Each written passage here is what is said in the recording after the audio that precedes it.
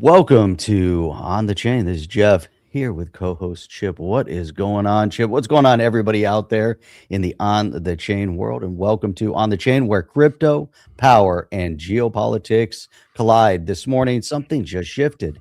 XRP just flipped Solana in real world asset tokenization. This is exciting. Dubai's moving towards $16 billion in tokenized real estate. I'm super excited about seeing the development over there. And that's all on the XRPL. That's right, the XRP Ledger.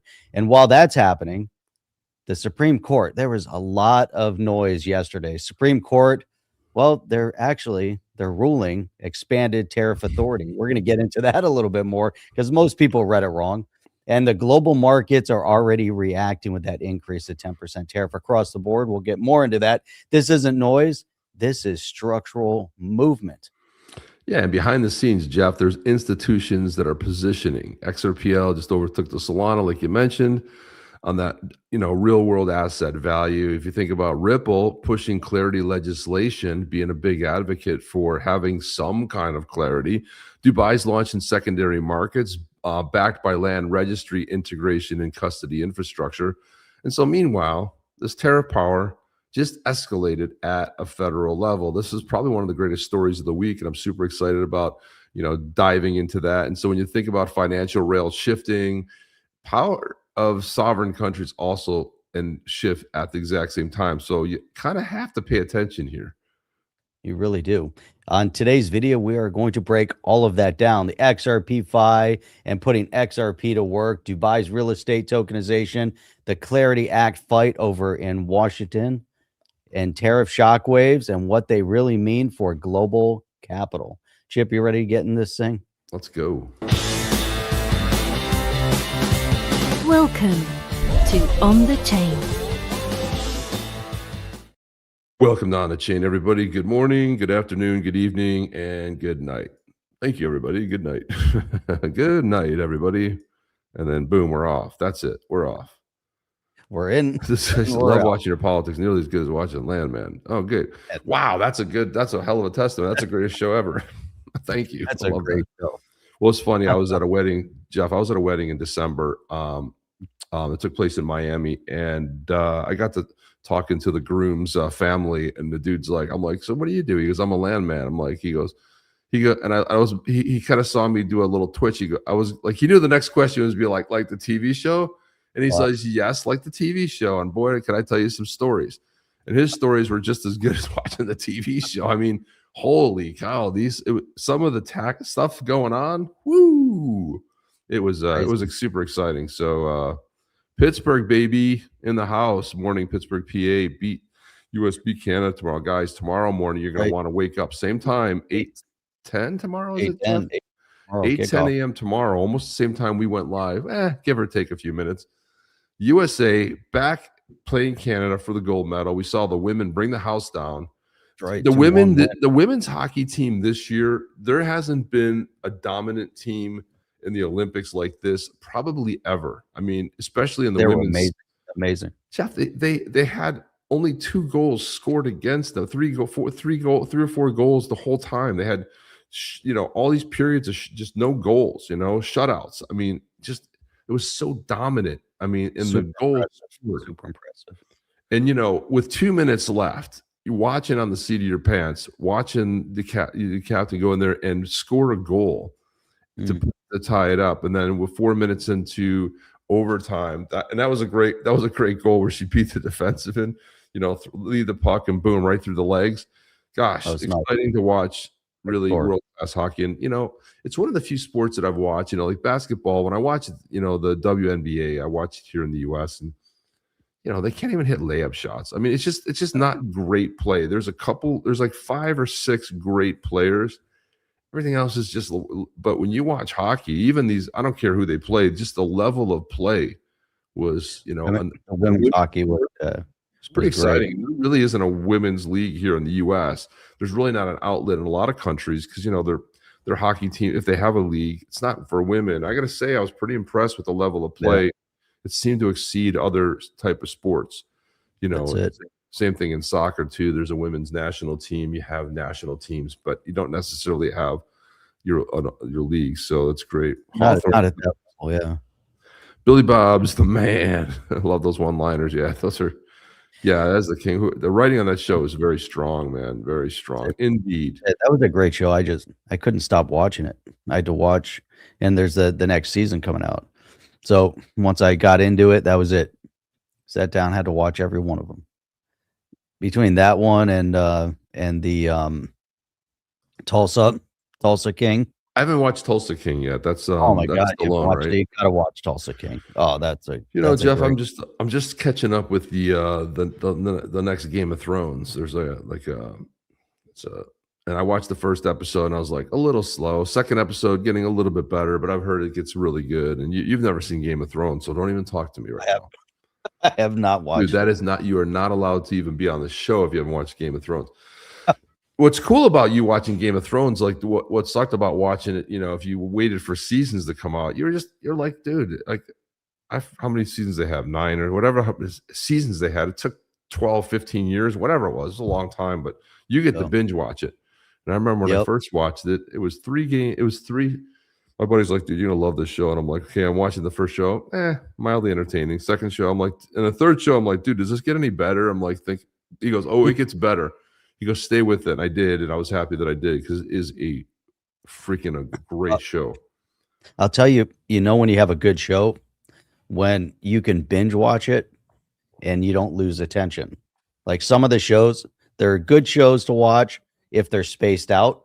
But then when you start binge watching them and you realize that every single episode is exactly the same exact format, and then eventually it just gets repetitive and redundant, and you're like, hey, I like the characters, I enjoy watching it, but I just can't watch it anymore because it's just understood. and that be like watching the same thing over and over. But when it develops, like The Walking Dead show, that was amazing. I didn't watch it when it was played.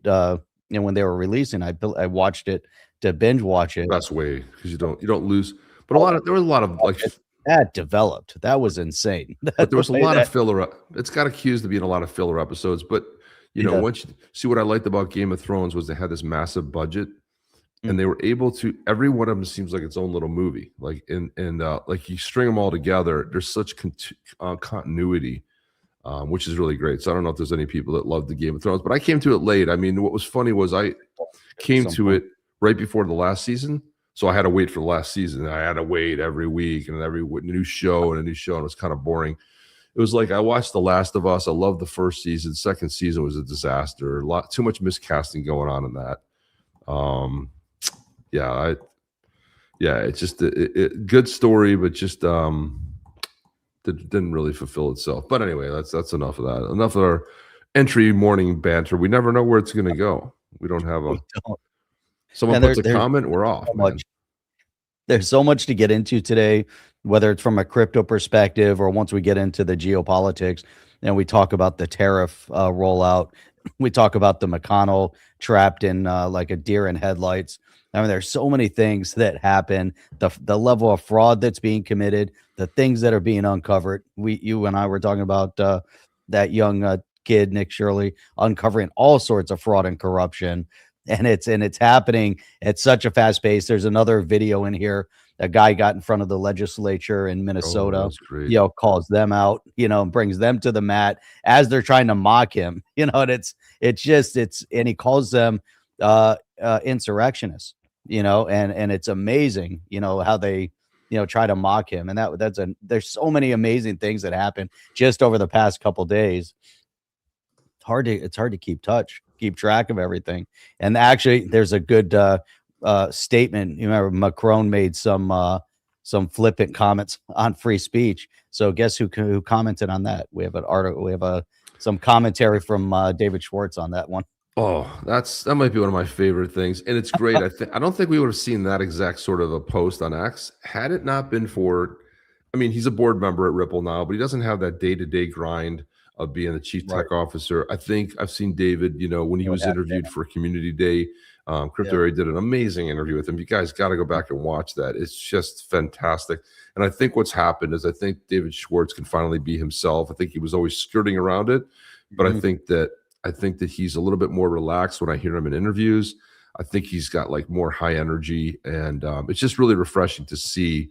And he's coming up next Friday. He's going to be at the XRP Australia. That was the event that Jeff and I emceed last year. We're not going this year. It's a lot of distance to travel for one day. Even though I'm really excited about the lineup, it's going to be so many great. God.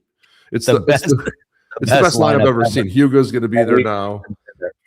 From Flair. It would have been nice, and just would have been, such a great thing. But I don't think we even realized that last year, Jeff. The travel time from Miami, 6 hours to LA, 9-hour layover, 16 hours to Sydney, then 2 hours up to the Gold Coast. That was a lot. Like you're talking about almost 24 hours of travel. Yeah. Plus on top of staying up that entire day. It's just, and when I came back, it was 2 weeks of just my life being wrecked. I couldn't even get back. And even coming back from Japan took me, I would say, about 10 days to reacclimate. I'm pretty good at going places and figuring it out and sleeping, but coming back and trying to function on that time schedule when you're not on vacation, it's like it's brutal, dude. Yeah. Flatliner, 4:30 p.m. Look at that. It's good to see you on. We haven't seen you here for a long time. From Turkey, of all places, too. Yeah, well, I saw your post the other day. You said you missed the last 2 shows, and guess what? I missed them as well. So it's good to be back again, because I was with doing a family trip. I was in Nashville, Tennessee, which is great. It's weird. It's my first time ever being there, and people are like, "How did you wait?" So I'm like, I don't know, man. It's like, I didn't have on my bingo card that I'd go to Japan before I went to Nashville. I just didn't. It's like it's not that far away from it's middle of the country, but it's not like you're going to like Washington or LA or something. So it's not a big drive. Yeah, it's awesome. Nice. So it's all good. We're not doing a drawing today. No drawing today, guys. So we need to get our Yetis. Need more Yetis. Yeah, they're over on XRP Cafe, so we just have to have them send some over to us because we sent them all over there when they send us some when we need them. But they have to be minted.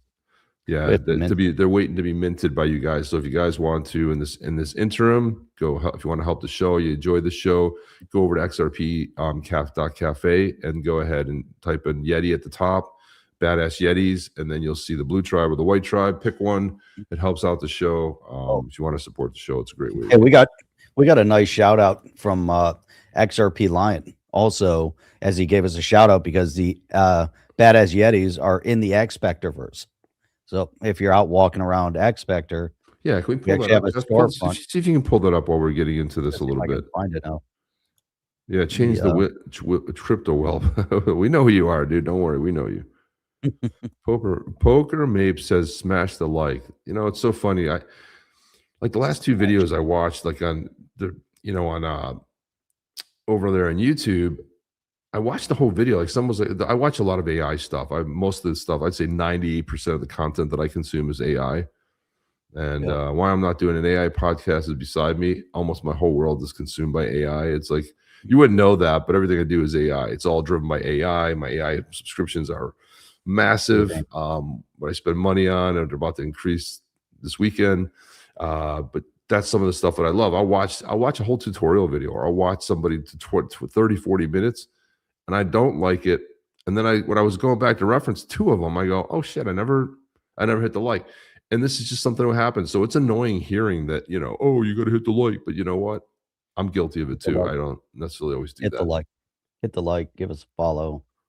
And here you go. This is from XRP Lions. Do you have a badass Yeti yet from Get Badassery with Jeff and Chip? There you go. I bet you don't.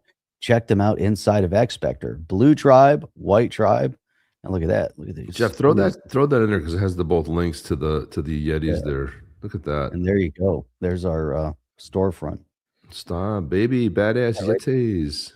It's our storefront over in the Expector world. Yeah, so we gotta get that all figured out. So check it out, guys. Put that post in the chat there. That way, it's got both the links.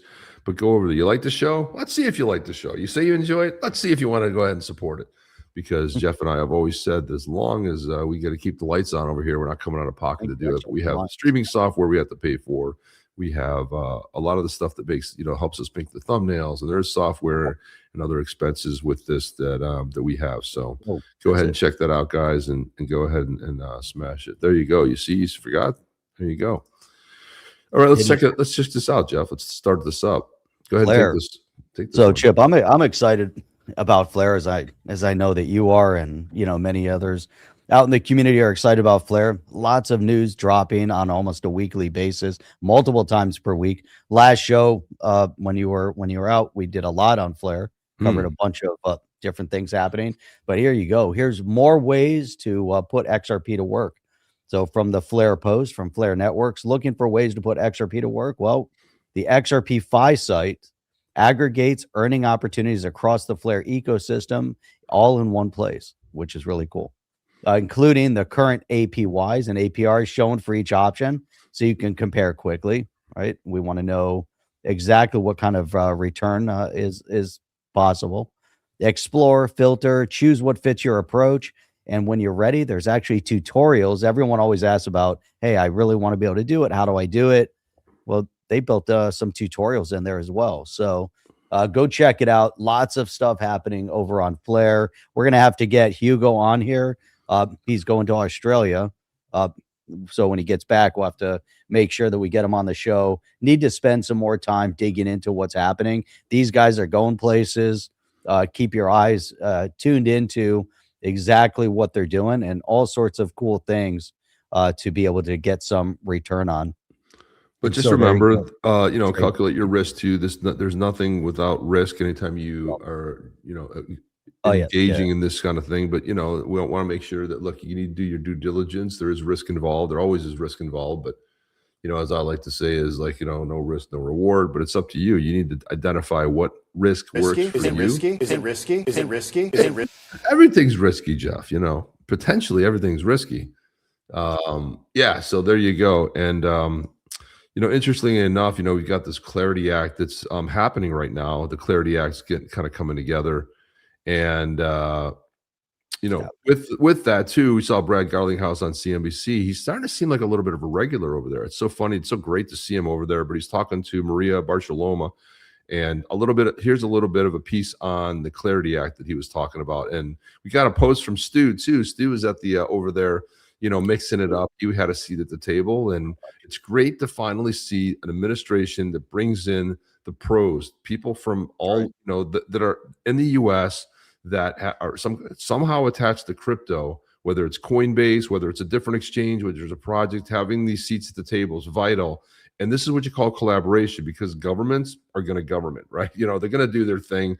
There's a lot of wacky people in there. The community of these people that are in the actual business of crypto and blockchain every single day know what's best. They know what they need to actually make moves and have what Trump says, the U.S. be the crypto capital world. It can't be the crypto capital world without clarity. So this is the whole idea of the Clarity Act. But here's Brad Garlinghouse on it. Our view is we need clarity. Ripple has been fortunate, and we got sued by the U.S. government and had a federal judge say XRP is not a security. We have clarity. Yeah. That's brilliant. And you got that clarity in the Genius Act. We did get, with the stablecoin market got that clarity in the Genius Act. But the industry, the crypto and blockchain industry in the United States, needs the same clarity that Ripple had to fight for in the courts. And I think for this that industry, XRP is a security. The XRP is not a security. Okay. And that's what the courts ruled very clearly. Oh, yeah. And so we were very happy to have that. But the whole industry can't live in limbo. And so our argument is the Clarity Act, it needs to get done for the industry to thrive here in the United States. So how do the rules differ when you're overseen by the CFTC, since the CFTC will oversee non-securities and the SEC will be in charge of securities? Correct. So if something's a security, you have all kinds of obligations, because if you own part of a company, it's a security, then you get dividends, you get right, title, and interest to governance rules, who you elect to the board of directors. That's not true in the crypto industry. And that's, I think, the false narrative that the Biden administration, the war that the Biden administration waged on crypto, ultimately failed in the courts. And I think it failed the United States, failed the people of the United States. And I think trying to push it into a securities framework that was developed literally 80, almost 100 years ago, never made sense. And I think the courts have clarified that. And if we get the Clarity Act passed, I think the whole industry can continue to thrive here. It's so funny. She's like, but you got the Clarity, the Genius Bill. No, that was for stable coins. It's funny because a lot of times Maria really seems up on this stuff, but so it is a security. No, it's not a security, but I don't know that if that was to bring the point home or not. But interestingly enough, but if you guys did go to XRP Community Day and lucky enough to get one of these bad boys, there it is. It's the XRP Community Day sweatshirt that I was able to look, and it is a little bit hot, Jeff. I'm not gonna lie, I wore it for the show, but you don't even see it on the show. And I'm kind of sweating. It's a little bit hot in here. I need my short sleeve shirt on, and if you roll the sleeves up, then it just stretches it out. It becomes a mess. But it is a warm shirt, really nice of Ripple to give some of those out. Although Brad Garlinghouse did sign a few of them, and I was like, first thing I did was like, do I have a signature one? Nope. Wah, wah, wah. That's okay. That's where I wish I was going to XRP Australia, and I could get Brad to sign it in person. Nice. But yeah, very cool to. That they were giving them out, and they only had a certain number, so I know a lot of people didn't get them. I just happened to hit it at the right time. I was very lucky. I didn't expect to get one, so I was even a little bit even happier. It's so amazing, Jeff, what I'm seeing with the crypto media really starting to take a big interest in what's happening with Ripple, with the XRPL, where before it was ignored, right? So you do see a little bit of a turn in the tide. You do see that there's a little bit more. Like here's Frank Chaparro, and Frank is the founder of the publisher of the what do you call it? The Block. He's a founding reporter over there, and he has not always been that kind. But here he posts up here the new Dubai that plans to tokenize 16 billion worth of real estate by 2033. Already 5 million in properties been tokenized. The XRP Ledger, with title deed backing, land registry integration, and Ripple custody support. That's really big. That's a huge post coming from Frank Chaparro, who always hasn't been that friendly. But again, reporting on the news of things that matter. And I'm glad that and I'm starting to see the Block report on more of this, Jeff. Yeah. So, you think about the direction that things are moving in right now, the fact that they're picking it up. Obviously, they want to pay attention. Everything has been so Bitcoin centric. MicroStrategy had a big part of that. But now as we're moving from speculative asset, putting store of value into treasuries, we got to find the real world use cases. There's been so much discussion over this. The gloves are off, the shackles are off, and now development with the XRPL can take place. And the interesting thing is we're not seeing mass discussion on tokenizing assets on many other chains, to this extent, to this level. And obviously there is, and it's happening. But what's going to happen with the XRPL, the potential that everyone's been discussing, that we've been talking about for all these years, is becoming to realize itself. Now, what happens, forget, putting the XRP token asset valuation aside, but the development within the asset class and within the technology is very, very important. One of the things that, actually I was at this, that meetup last week that I was telling you about, and, they were asking me about XRP and I was telling them about the potential and the technology that's built into the XRPL. And I said, you think about the use case, the utility, Bitcoin, strictly store of value in treasuries around the world. People want to make sure that they have a steadily climbing asset. Ethereum, and we don't hear a lot of noise anymore from the XRP crowd about the negative attributes of the Ethereum Foundation. All that stuff, all that noise kind of went away. But the point is that Ethereum is a massive foundation. It's a massive project. And because of Ethereum, we actually have all sorts of crypto assets out there and all sorts of projects because of the ERC-20s. And we have lots of other projects that spun off of it with use case and allowed for the development of the crypto space. Without Ethereum, we wouldn't be where we're at. Without Bitcoin, we definitely wouldn't be where we're at today. And now as we get into financial institutional play, go fast forward a couple of years and people are going to look back and they're going to say, we're at where we are today because of the XRPL. And that's because of the big institution play, because of the built in the DEX, and because of what Flare is going to accomplish also building off a cross chain. But we're going to see development and expansion of the XRPL. And a big part of that's going to be tokenization, financial institution, movement of money, the escrows. We're going to start seeing more of the smart contract cross-chain, smart contract utilization. We haven't even seen the direction that this is going to go into from a B2B perspective. Before, it was all just fun and games. Now we're going into serious real world stuff. And again, a couple of years in the future, we're going to look back and show how impactful the XRPL has been on that development, as much as Bitcoin has been and as much as Ethereum has been. That's my opinion. What's your take on that? I could have said any, Jeff. I couldn't have said it any better. I don't think I have anything better to add to that. What you just said. I mean, it's 100% spot on. That we are starting to really see a little bit more maturity, which is what was needed. The groundwork was always there, but it's important that we get there. And Luke Judges commented on this, saying it's the XRP Ledger's winning in MIA, which is Middle East and Africa. Secondary market trading went live for these tokens last week or this week. Another huge unlock. So again, there's a lot of there's going to be a lot of room for a lot of different chains to kind of come in. But, like I said, there's XRPL has a lot of distinct advantages, and all this stuff that the amendments they've been adding lately really have to do with institutional and are going to make it even more exciting for expansion.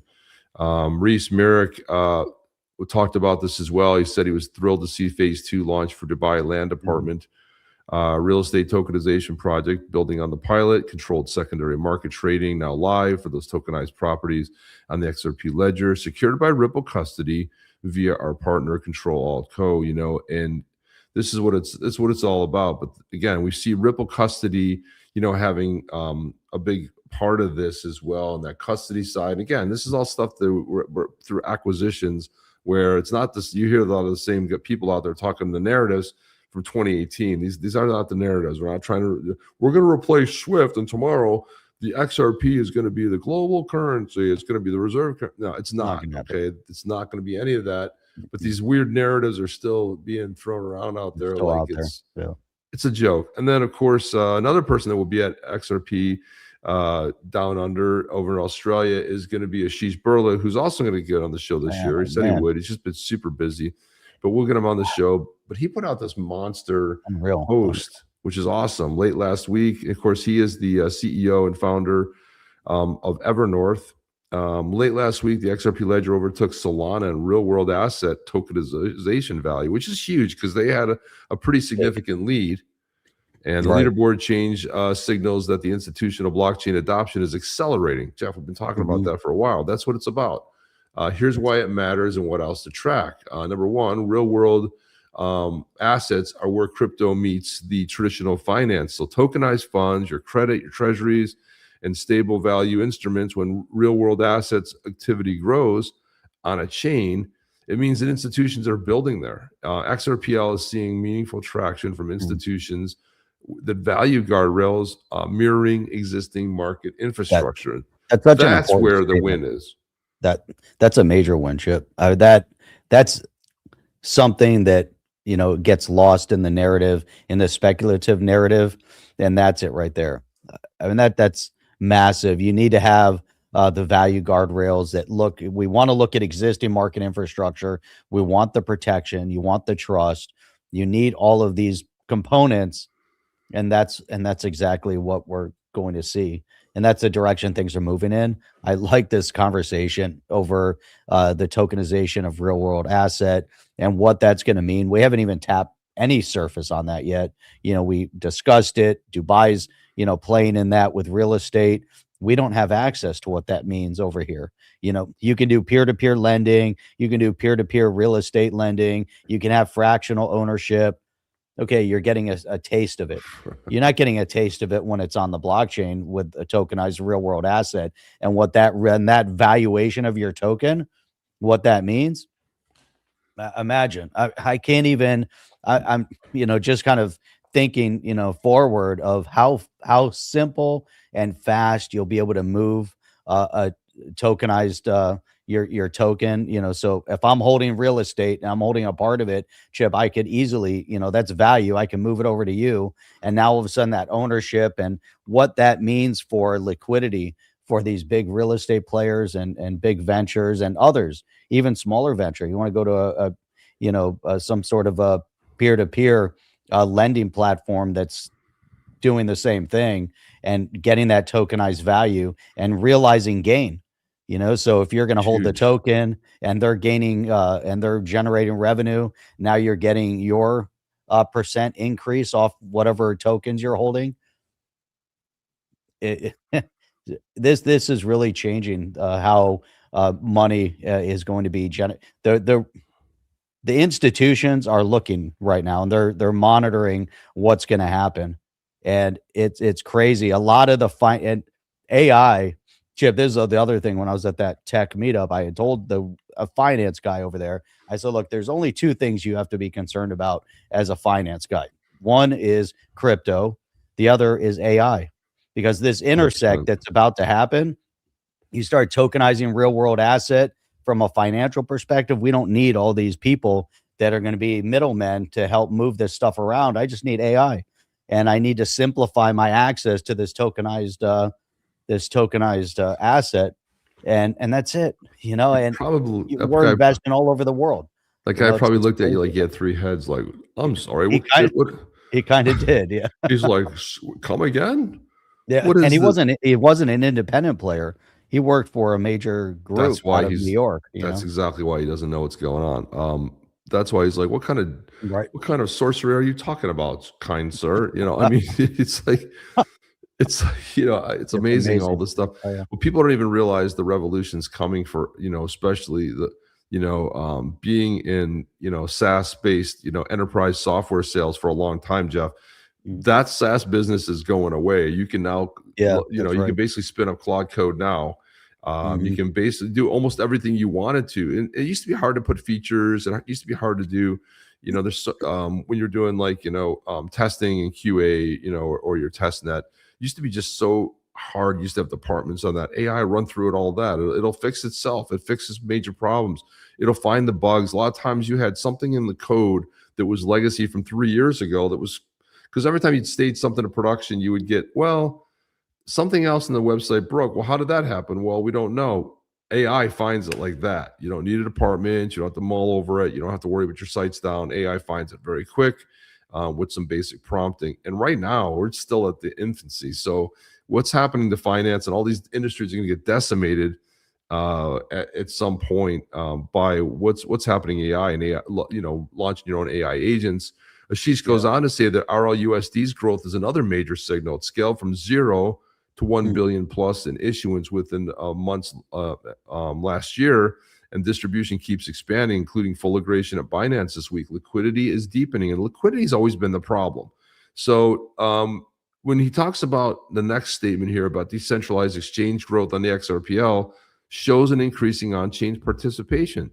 The DEX activity hit a 13-month high in terms of transactions per day to kick off 2026. And so all these signs that Ashish is kind of getting to here, you look at 2025 over here, right? And you see how it just, kind of like it moves up and it's jumping all the way around. But look at the growth. So all of these are massive signs that are happening in multiple places about, the DEX, obviously the first decentralized exchange ever, the whole concept, it was something that was rolled out in the XRPL. The XLS 66 adds new important capabilities. It's undergoing validation. Every new primitive expands what can be built, more advanced financial structures. We're talking about better liquidity, coordination, more institutional grade tooling. It's massive. It's a massive. huge thing, Jeff. It's a huge thing. And it's nice of Ashish to kind of call this out about how exciting this whole thing has been and where we're heading, because it's something that must be stated. And when you think about Stu Alderati, he, Patrick Witt, who I had the chance to see, like I was in the second row at Swell, and I got to see him up close and talking about, he is the executive director of President's Council over there, in the White House for digital assets. So Right. he's right there, This man. He's right there on the front line. A cool Department dude. of the War Office.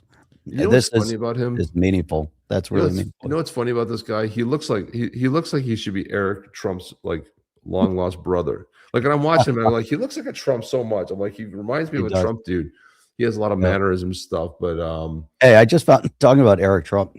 Just found out a buddy of mine. He's up in the Palm Beach area, and you know, I was talking to him. The guy's pretty jacked, and we're talking about working out, and he starts talking about Eric Trump. He goes, "Man, he's a beast when he's working out." I'm like, "What are you talking about?" He goes, "That's my workout partner." He goes, damn, "That's who I work out with every day." I'm like, Damn. "Seriously? That's who you're working out with? So when are you going to invite me to come work out with you?" yeah, man, come on. Come on, help a friend out over here. What's up? Yeah. That's wild. Stu Alderati, who's counsel over there at Ripple, said many thanks to Patrick Witt for today's meeting, his continued commitment to get clarity across the finish line. We rolled up our sleeves, went through specific language today. Work will continue in the coming days. Let's get it right. Let's make the U.S. the crypto capital of the world. There's a lot that has to happen. You know, we have the most financial friendly president in recent history. Not just financial, right? Crypto focused, right? Wants to see the best of the best. I mean, the last time we had somebody in the White House with an administration in the White House that wanted to see American exceptionalism was Ronald Reagan. How scary is that, right? We haven't had someone that's been focused on American exceptionalism to have America as the leader of the world since the first time, was the 1980s, right? And so Reagan left in 88, and that was kind of the beginning of, I don't want to say decline, but kind of from an American exceptionalism perspective that was pushing the narrative of American exceptionalism. We started seeing a drop off, from Bush Sr. Through the Clinton years, even though the Clinton years, because of Newt Gingrich, we saw a lot going on, the contract with America, but we also started to see the fat of federal government expanding at a massive rate at that point, which led us to where we're at today. So, you have to give each one of them the responsibility of how they fattened up federal government from Bush Sr. to Clinton to GW to Obama, and obviously to Biden. And we had that little taste of good life during Trump's first administration. And now here we're at today, and this is super, super meaningful. And we're leading the world from a perspective of American exceptionalism. And we have to be a beacon of hope and that beacon of freedom on the whole world, right? Because what's happening, direct impact from that is what we are seeing in Argentina, what we're seeing in El Salvador, what we're seeing over in Japan, what we're going to see in Costa Rica, what we're going to see in Italy soon, what we're seeing in Poland and Hungary. They're all looking up and saying, this is leadership. This is what we've needed in the world. And now it's going to galvanize in that direction. We have 3 years. Imagine all of this has been done in 1 year, 3 more years of this. Multiply but what we've done, and it's going to multiply probably tenfold. It's really impressive, So look at this. Crypto Web said, "I'll be glad to be back in Belgium. Really had the worst holiday in ages. First time the roof flew off the hotel and got evacuated." That's not something you really plan that's going to happen on your holiday. The roof's going to fall off. That sounds horrible. You know why? Your next holiday needs to be in Miami, man. Come to a real city that you're going to love, that's going to be fun, full of sunshine, that you probably want to do that maybe next winter. Come in when it's, when it's wintertime and you can get away, but that's what you want to do. You want to head to the U.S. My God, I think the biggest misconception people have about the U.S. is they can't believe how big it is, number one. And it's like all the states have their own separate little, things. They all have their own government. They have a governor that, they have their own laws, and it differs from state to state. But I think people are always shocked. Like somebody said, like, yeah, I'm going to go to Texas and it's going to be cool because I'll be able to drive and see my friends in the U.S. I'm like, well, where do your friends live? Well, some live in Colorado, some live in Florida. I'm like, you're not driving anywhere. I mean, it takes you 2 days to drive across, Texas. You're not driving. It's like Texas is massive, and you know, if you look at Europe, you can fit Europe inside of, you know, Texas and a little bit more. It's pretty impressive, right? So I'm like, no, you're not driving. And people, even look at Texas, you're like, oh, I could drive from there to there. And it's like 14 hours. I'm like, no, you can't. And people It like in takes us England, they're 7 hours to get out of our state. yeah, I mean, like you drive, Jeff, you drive like, you know, my girls are in Tallahassee. It takes 7 hours to get there Right. from 7. Palm Beach Think about County. that on a freeway. 7 7 hours hours of and you're direct still free- in Florida. Yeah, that's the best part. And then if you go to the Panhandle, if you go all the way across the state, it's another 3 hours just to get into Louisiana. It's Right. a big place, man. It's And amazing. And then you're over in Europe, and then imagine where you're at in 7 hours. how about this question, Jeff? Well, Can you answer this question? Crypto Up wants to know, Yeah. when are you two going to disagree for We once? actually do disagree. There's We one do. topic I can bring up that will bring up disagreement, and that's the Mac versus PC, iOS versus Android. That will get disagreement every time, but I don't like aside the from- Mac. I don't like the Mac environment, and I don't like the Windows environment. You know, I think they're both. They both have their issues. I think Mac is oversimplified. You know, it's from a You haven't- you don't- navigation. you I haven't- like the Windows navigation. You haven't worked on a Mac in ages. You have not Yeah. worked on a Mac in ages. But, That's a but I'll narrative. never give up. I'll never give up my Android phone for an I mean, iPhone. I can I copy think on my iPhone is phone and great. paste it over here. I got round trip it. I got all kinds of cool Yeah. stuff. I know. I I don't- know. There's cool things. I don't I mean, think I it's can do that too. oversimplified. I can enter. You know what was cool though? Yesterday, I was at an event yesterday, and I was giving a presentation, and I said, "Here you go." These guys were a little bit not prepared for doing presentations, even though that was the whole point, is that people had PowerPoints to present. Right? They had a MacBook with 2 USBs, and they had to use both USBs, or no, one USB. I take that back, because one was the power. They had they were using it for their power, and the other one they had to connect to the monitor wirelessly. I'm like, seriously? You know, how am I now going to get you my presentation when I brought it on a thumb drive? Right? So I'm like, here, wait a minute. Let me go on to Canva. Let me download it, and I'll email it. And I emailed it to him, and then he airdropped it over to the laptop, to his laptop. All I know is all the software houses moved over to Mac because it has Very native Unix on it. And all the SaaS companies now they'll issue Macs all the time. They don't even want to mess around with that. And the security is 100 times better on them, so it's not a headache that it Is used the to Apple be. ecosystem based on Linux?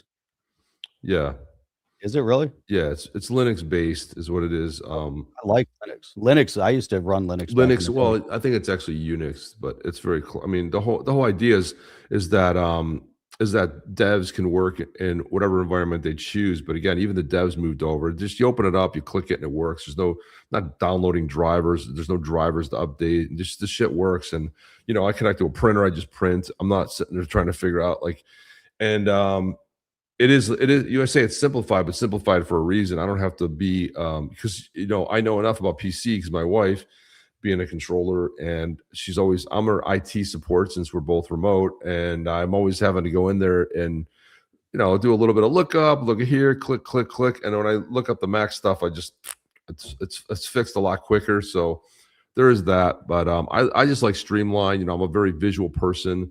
I've never been a fan of Windows. I don't like the look of Android, and you know, I like just the way that my Apple works across the board. And I've been a fan for a long time. So there you go. That's where we're going to disagree. But every other place, my parents will call me up with their iPhone problems. I'm like, I'm sorry, I can't help you. well, I know people in my life. My son-in-law, he is moving over to the dark side. Obviously, my daughter grew up on iOS, and she was a big Apple So he's person. moving from iOS to Chrome. No, he's moving over from. He's like, I'm finally going to do it. I'm going to pull the trigger. I can't stay away anymore. I've been around it now that I see how great it is. I'm sorry to say I'm moving back over. I'm like, why are you sorry to say? This is good.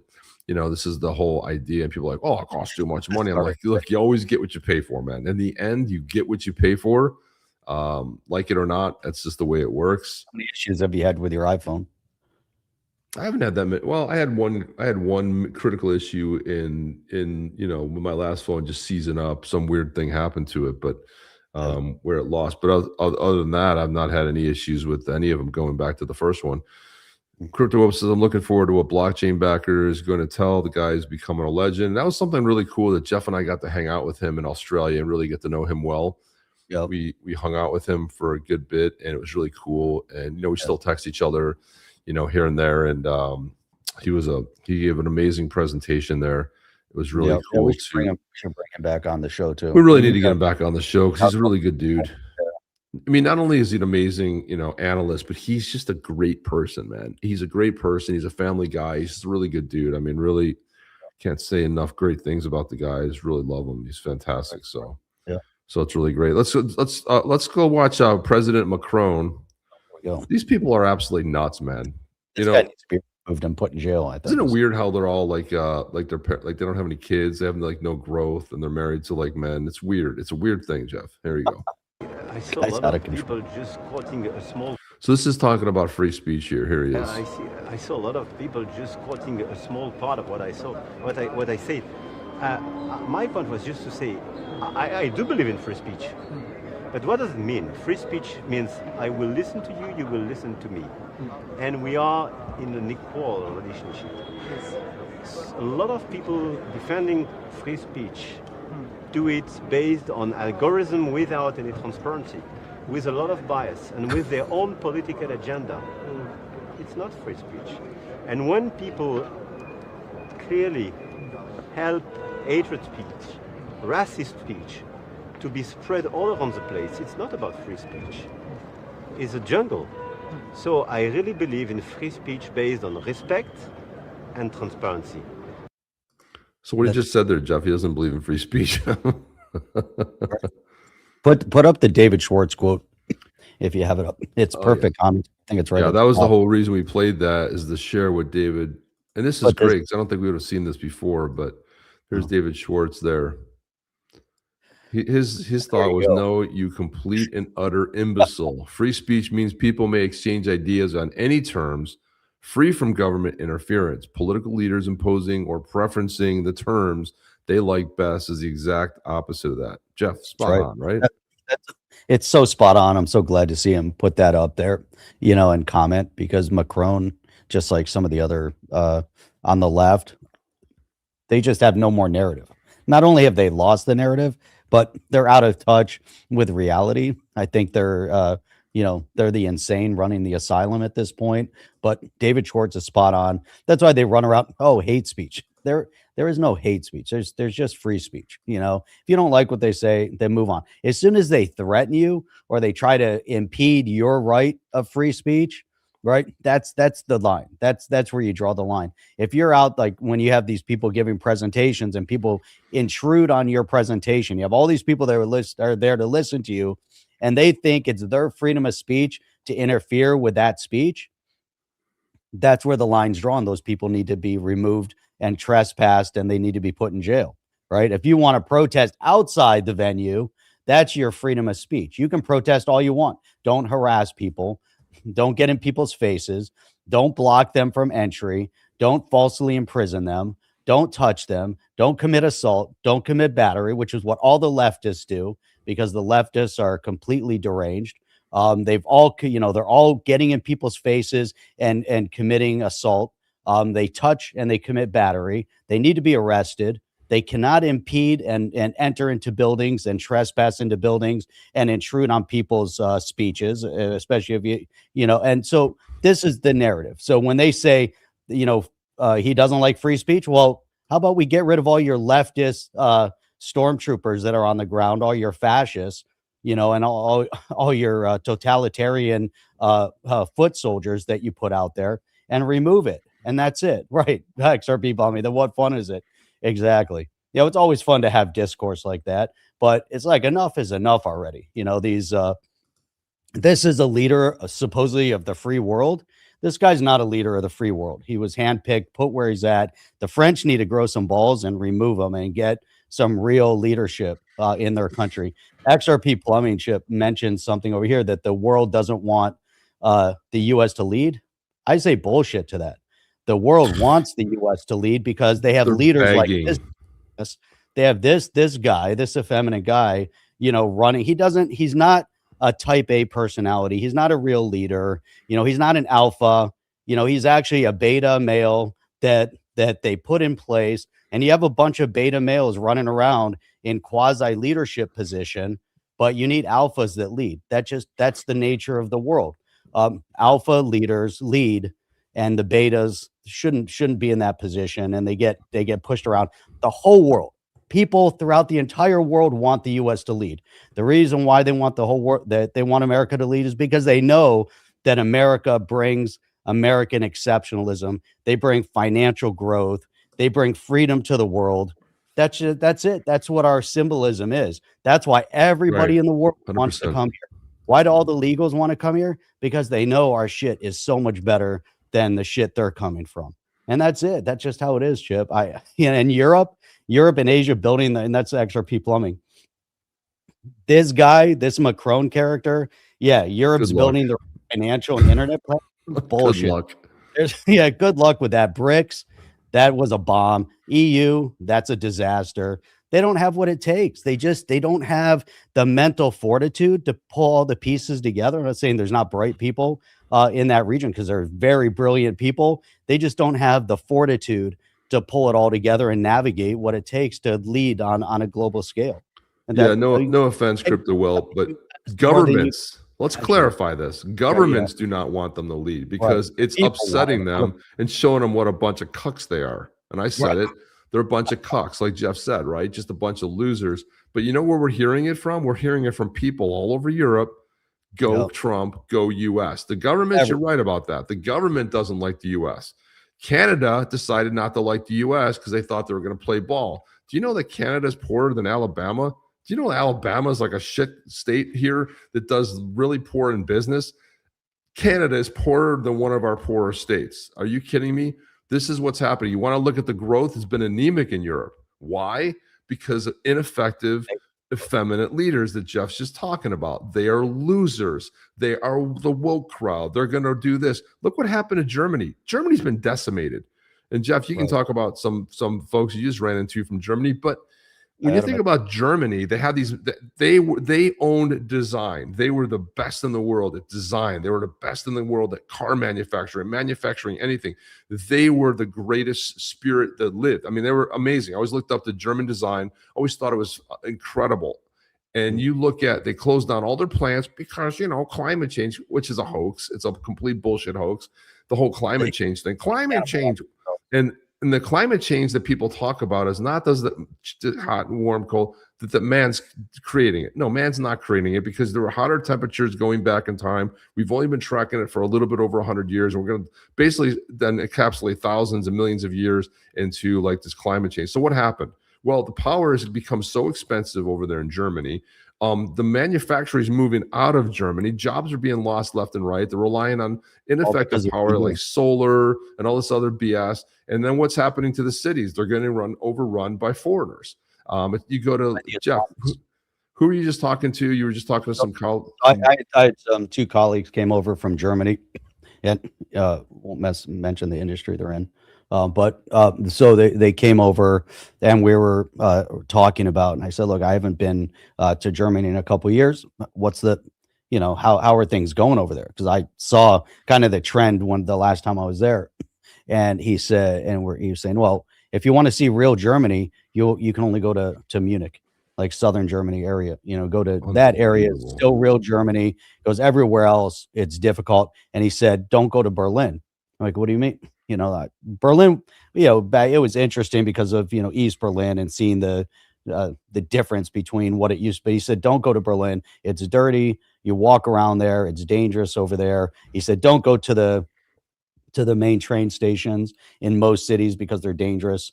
You get picked. I mean, you got to go there, but he said, be careful. But that's where there's drugs and theft and all these things going on that never existed before. But he was saying Berlin is just a dirty city now. And he said, as you walk around the city, he said, you almost never hear German spoken. He goes, you hear all sorts of languages he doesn't recognize. And so the whole narrative of the infiltration and hey, you want to come over and benefit Germany because you're coming there to help build up Germany. Hey, that's great. But that's not what happened at all. Right. It's the exact opposite. It's the exact opposite. The EU has devastated the European Union. It has nothing to do with the Zionist banking cartel. I don't know what, it's always the Zionists, right? But that's what XRP belongs. It's always the Zionists. It's not. Just look, put the blame where the blame is deserving. It's on the EU leftist entities, the leftist organizations like Soros. They want communism, they want socialism. They're deconstructing the positives in the world, and they're decimating Europe. But Europe was decimated because of the EU. And that's one of the things he said the big shift happened after the 90s, like up through to the 90s.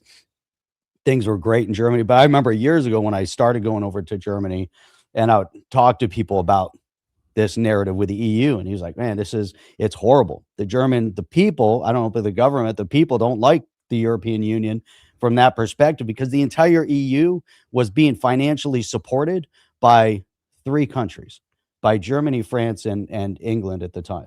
England's out, right? So then France and Germany, but Germany bared the weight of the financial support of the EU. You take Germany out of the narrative, but then you think about over all the years, how many other countries within that EU actually suffered because of the difference in the economy and the economic structure, and prices went up and people suffered, like in Greece. The EU wasn't, it was not a good test. It's not our standard. They try to replicate what we have over here and only take a part of it. It didn't work. It doesn't work. It doesn't work at all. And it's so funny. It's like, for example, I ran this group of this is great. My wife is from Romania. The US is the standard. And I'm talking about the people. I think Crypto Webs, I think his comment is on right on when you talk about governments. But you're upshifting what's the narrative that's changed. And you start seeing this wave of conservatives, sort of like, just don't even call it conservative, liberal, just call it like, exercising some ability to reason and think like a normal person, right? You've had, and the problem that Germany's dealing with is being dealt with all over. You don't have assimilation. And look, I have no problem against people who come here peaceful and they want to bring the best of what you have, but assimilate, but if you refuse to ever speak the language, if you refuse to ever, second generations do anything.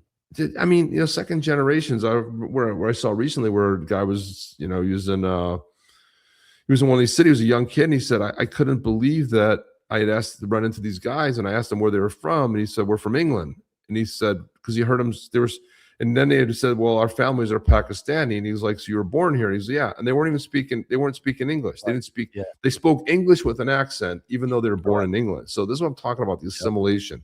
If you want to go, and the AFD party, if the AFD party wins, Germany will rescue the entire EU from the madness that happens over there in Brussels, right?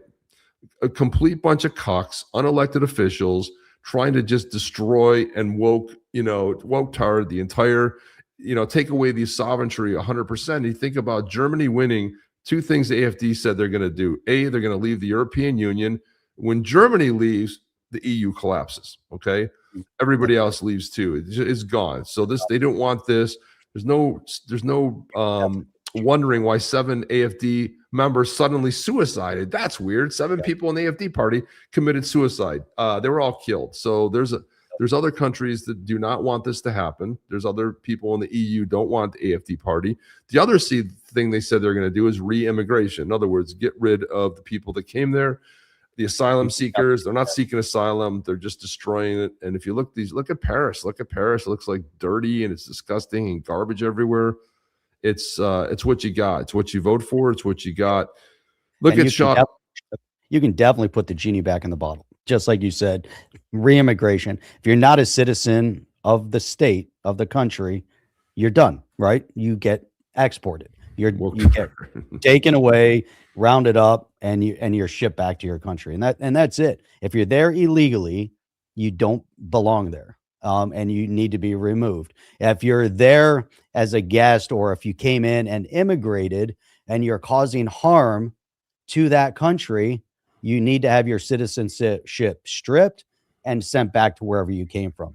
That's just how it needs to be. Because if you come in as a foreigner to another country and you claim citizenship in that country and you want to be part of that society to build it for the better, that doesn't mean that you're undermining the country to destroy it and bring wherever you came from over there. There was a great video made by someone that said, hey, what if the Brits, go over to England today and like, hey, I don't hear enough English. You guys need to speak English. I don't see enough fish and chips and my food's over here. You need to get rid of all the, Chinese type foods and only have American or British type foods over here. And it when you flip narratives, it just seems so awkward, and people want to, they'll start pointing fingers back to colonialism. And we can see a lot of the problems in the world stemmed out of colonialism, right?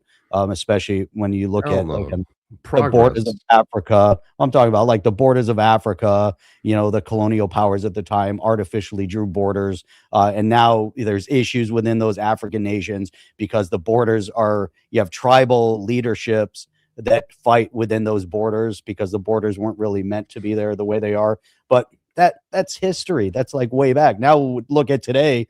And now you're seeing these mass numbers of people coming into countries because they want to bring whatever they came from. They're looking to decimate freedom. They're looking to decimate the West. And it's right. a complete 100%, now it's a right attack on Western civilization. And the leftist parties are part of this. And it's disgusting. Like when I saw those videos over in the UK, the woman walking her dog, and there were some Muslims that said it was haram or it's dirty or whatever, and they want to get rid of these dogs off the street. Screw you.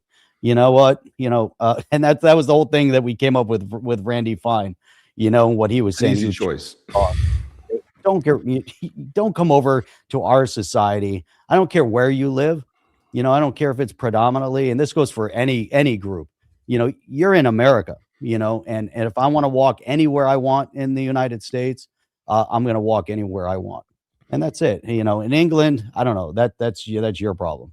XRP plumbing. If the so-called U.S. government truly cares about freedom for America, let's put elections on the blockchain. Well, I think they should put everything on the blockchain. They should track it's an indelible ledger. So everything that gets money that gets dispersed should be blockchain. I mean, Doge has been setting up this stuff, but it definitely needs to be there 100%. We're looking at stuff. Look at New York City and what it looks like. Look at Los Angeles.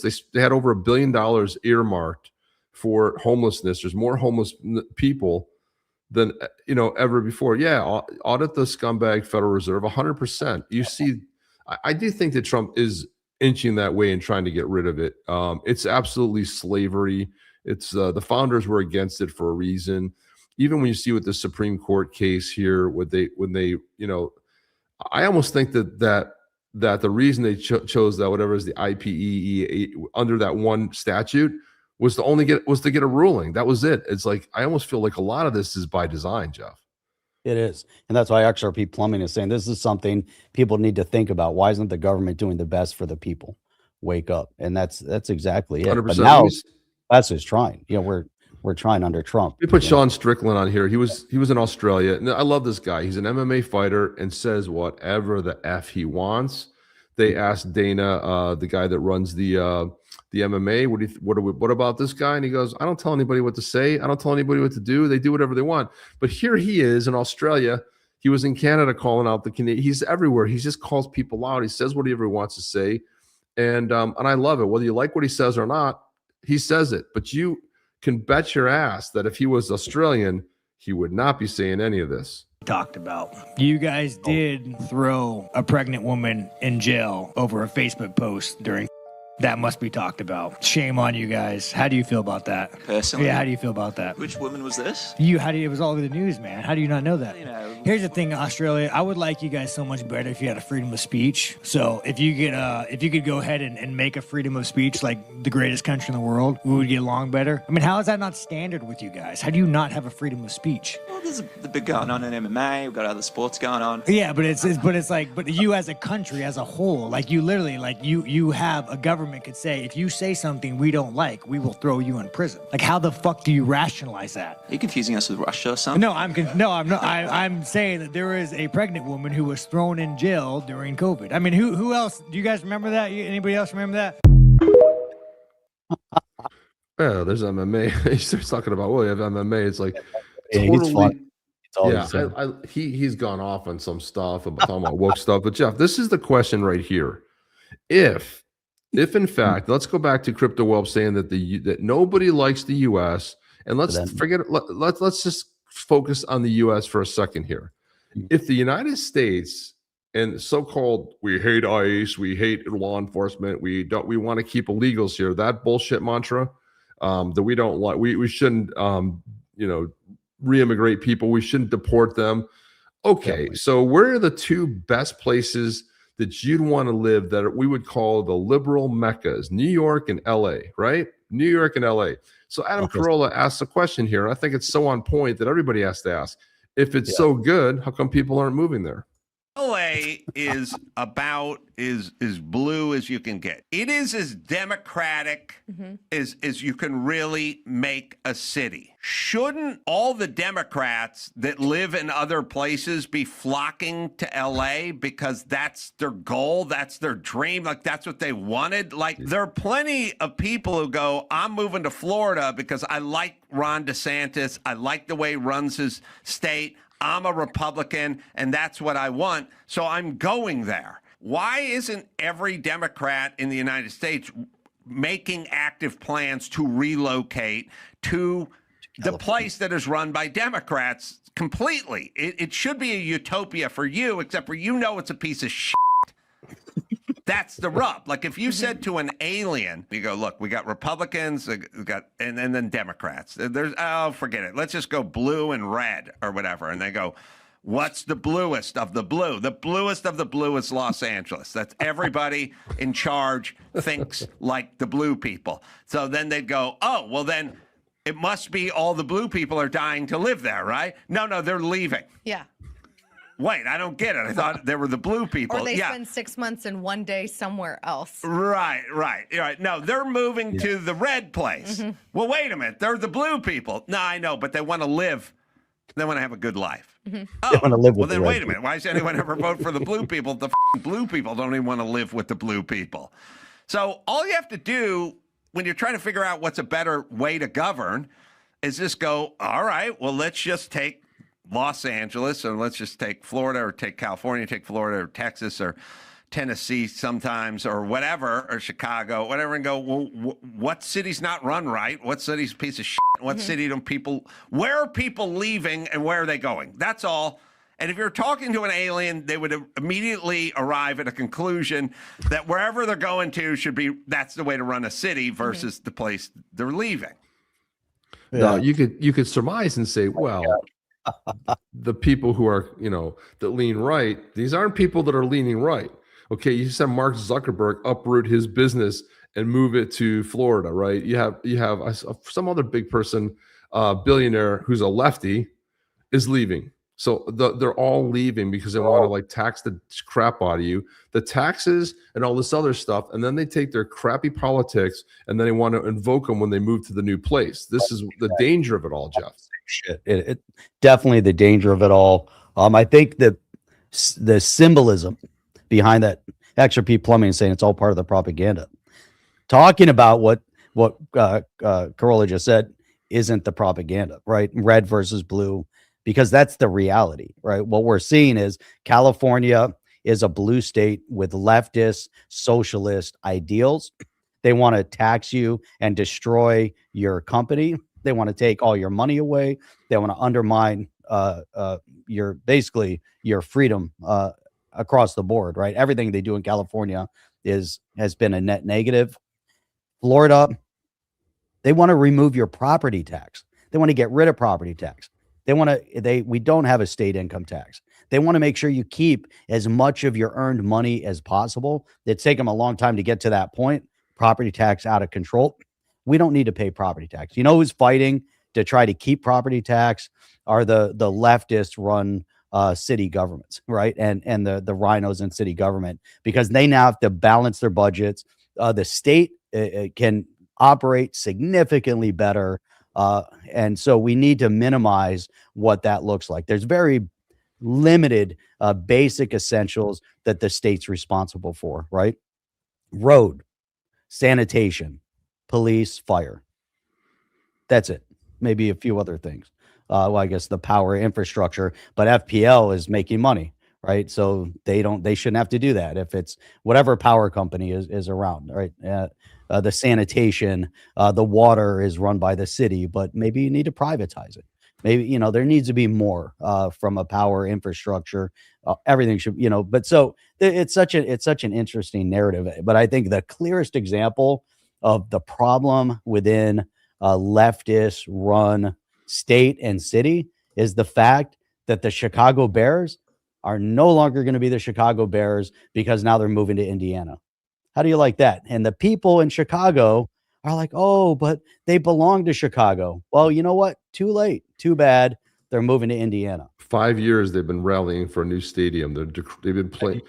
They're playing in shitty Soldier Field, and before that they played at Wrigley or whatever. It's, to me, and because of the government, and then you have the governor come on and we were taken by surprise, and you weren't taken by surprise. You had another state say we're gonna pay for the stadium. We're going to pay and all they were asking for, the Chicago Bears were going to pay for their own stadium. They weren't even asking for us, but they needed infrastructure. They needed roads. They needed, plumbing. They needed, they already had the piece of land. They already owned it. They just needed, and now that's different from like the new Bills stadium, which I disagree with, was paid for out of taxpayer money, 2.5 billion or whatever it costs. That should never be part of taxpayers. Shouldn't pay for sports stadiums. Even though I'm a big Bills fan, that's not the obligation. The Chicago Bears, American football team, were willing. They had the land. They had everything picked out. They were just asking for infrastructure support for 5 years. And then the governor's like, I don't know. Meanwhile, leftist J.D. Pritzker, a multi-billionaire, doesn't give an F about anybody there. And so the Bears said, good luck, whatever, we're leaving. See you later. Well, they won't be able to call the Chicago Bears. Nobody cares. Nobody cares. Jim D is saying Florida property tax cancel is a head fake. It'll force peons to pay high sales tax on every good. And so, you know what? I don't care. I don't care if they raise the sales tax to 15% from 7%. The reason why I don't care is because I won't pay as much money in sales taxes I'm currently paying in property tax. Well, it will never that level. It won't happen. I'm going to save so much money paying property tax. I'm not going to reach that level unless I'm buying huge, unless you're buying lots of vehicles or this is the kind of thinking that fucked our country right here. Jim D's thinking right here is what F the country. You want to know why? I'm going to tell you about a little thing called AI. You can get rid of 50% of the people. Do you know the other thing? The reason that's bullshit? Because it's only for owner occupants. If you own your property and you live in your property, why are you paying tax for owning your property? You don't pay tax. Why are you paying a property tax? Oh, Chet, we need the infrastructure. No, we don't. Figure out a different way. AI is going to wipe out all the stuff. And what it's going to force people to do is what you and I have to do. Live on a budget. We have to effectively say, hey, if we don't have the money, we can't spend the money. Sure, you can run up credit cards, but this limited thinking of, well, that's going to force the property tax. Great. That means I don't have to pay 11 grand a year to the state for what? What are you giving me? I mean, I can see on my tax bill that I pay $500 for garbage collection. Great. I'll pay it out of my pocket. Fantastic. Private company. This kind of limited thinking, and everyone has this argument, but you don't understand. Well, guess what? Businesses are still paying property tax. Airbnbs, people that own secondary real estate, they're still paying property tax. It's for owner occupants. It's unconstitutional to be levying a tax on a piece of property people own. And what I love about Florida is it's leading the way. When Florida passes this and the people say, you're right, we don't want that. Sure, governments, you think, what government is run effectively? Which government doesn't have way more people than they need? They raise the tax every year. They put more people in government, and then, we need more money. No. AI is going to destroy it all. AI will run half of it. Efficient systems will run most of the city better than humans will, and AI is going to fix all that. And you're still going to have a tax base. You're just not going to. And people are going to rally and get the vote on state, the sales tax. Take away the income tax, let people. So that's where, the whole concept here, of a higher sales tax. You want to generate revenue, do it through tariffs and do it through a sales tax, do it through a consumption tax, get rid of income tax, get rid of federal income tax, get rid of state 100%. income tax. Yeah, I would agree. AI is a component of it. I think we could do all this without AI too. We don't really need the AI to get rid of taxes. You know, get No, rid I'm of. not saying about. I'm just talking about AI when they're talking about No, I know. I'm just, infrastructure. You yeah, don't I'm need all just these talking people, and, Jim, and the robots are coming too. Have you seen the robots coming from China? They had a demonstration recently. They had to cut open the leg to show it wasn't a person in there because it anatomically moves like a person. They said like no, and Teslas look like a robot the way they walk, all weird and stuff. And guess what? The robots will get in the car. They'll go ahead and dig the holes and fix the stuff. This is how it's. People don't think it's coming. It's coming way faster than you think. If you keep up with AI, I mean, it's just gonna. This is the way it's gonna happen. Let's move to Trump tariffs. If you could keep 100% of all your earned income, let's say I don't want to consume AI anything. won't do jack shit. It already is doing it, dude. It's replacing. What do you think all these layoffs are from? A regular, yeah. It's terrifying how you probably fast. don't. You're probably not as steeped in it than I am, but you can spin up agents that will. I mean, the bigger thing you have to worry about, which are the tokens it consumes. They can get as costly as an employee. But the thing is, you don't have an employee in the mix anymore, and these AI agents that you can deploy are doing all the stuff. They're doing all the stuff they used to do hand entry. They're doing it better, quicker, faster. The AI is reading scans 80% better than doctors that have been doing it for 20 or 30 years. It's destroying, and it's coming. These latest models that were just released in February are mind-blowing and way faster than people thought. And I'm telling you right now that either you get on that AI train or you're going to be decimated by it. AI will absolutely. It's terrifying. Yeah, Chip, you just brought up something really important, is that on the medical side of it, you think about right now, there's a lack of radiologists. For whatever reason, it's hard to find radiologists for reading imaging across the board. AI is, last year wasn't so efficient. This year, significantly more efficient. It's getting to a point where you could have an imaging scan done. Let's say you do your CT, MRI, whatever you do, feed it through AI. AI, they've been working on it. It's been interpreting. Sometimes it makes mistakes. Radiologists makes mistakes. But if you can do the majority of, and if it gets good enough, you're going to get instant results, right? You'll have an MRI done. Boom, there's your interpretation. Maybe have a radiologist just quickly review, sign off on it, or the doctor, whatever it's going to be. But we're at that point that even in the medical space, we're going to see a major change. Robotics, from a surgical perspective, you can now today have a doctor sitting in Singapore doing surgery in the U.S. or it's amazing, the access to medical care. Forget about just the video conferencing that you can do. It's the medical industry itself is changing at a rapid rate because of technology, because of AI, because of robotics.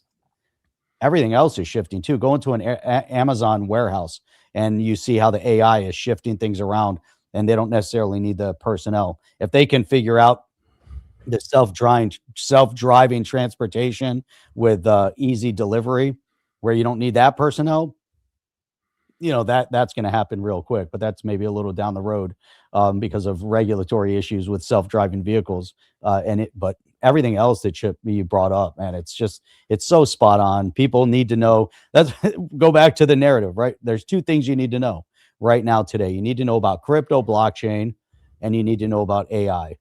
And even this next generation coming up, because of the fact that they're going to have to be able to utilize, they have to know how to use AI to the benefit of whatever their career outcome is. That's what I tell my son all the time. I say, you have to know AI. You have to use AI. You have to be steeped in AI, however you want to implement it. Understand how you're going to implement AI, for your future. And you're going to be that much further ahead of people. Makes a big difference. Jim D says the debt can't be paid. The tax has to come from someplace. Consumption tax. But the other part of it is like, no, it doesn't. It absolutely doesn't. And when you analyze infrastructure and what has to be done, sure, you got road work, you have to be done. You've got city infrastructures that have to be done. But I'm telling you, 50% of it, almost 50% of it today can be replaced with some type of AI with human oversight. Not 100% AI, but it can be eliminated. And what's coming down the pike is you're going to have to figure out how to do it with less, because you've just been bloated. Governments are bloated. You're still going to have a tax base. You're just not going to have owner occupants. Why? This whole idea, we accepted things in this country. You look at the Federal Reserve. Oh, we can pass an amendment, but it's unconstitutional. How are you taking How are you having a third party that's never been audited doing a shakedown? If you think there's fraud in the government, just wait till you see if it gets exposed with the, you want to talk about collapse? You're talking about collapse. And the best part, Jeff's laughing over here. Sorry. So that's the state's falling apart. Well, yeah.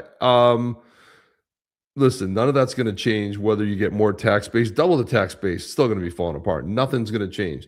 What's going to change is the efficiencies. And this is why I like a guy like DeSantis, why I like a guy like Byron Donalds, who totally get it. And you know, to have that's why I call it the free state of Florida. It is the free state of Florida. You look at what's happening in Texas and Dallas specifically. They put up 40 mosques. You think these 40 mosques, these people are assimilating? No. You have a way of life that's incongruent with the people in the Western culture. It's not congruent with our lifestyle. We believe in freedom. You believe in restrictions. You believe in everything. You're going to tell us how to do it. You believe in Sharia law. Sorry, that doesn't work here. Get out. It's very simple. Also, your point in Texas, unfortunately, I also found out that the one guy, there's a Pakistani guy, billionaire, behind a lot of that money that's flowing into Texas to build those mosques. And they're also, that guy's also a major donor to the Abbott campaigns, you know. And so I was just reading a post. I don't know if it's 100% accurate. It's hard to understand. However, you know, a lot of what's been happening to undermine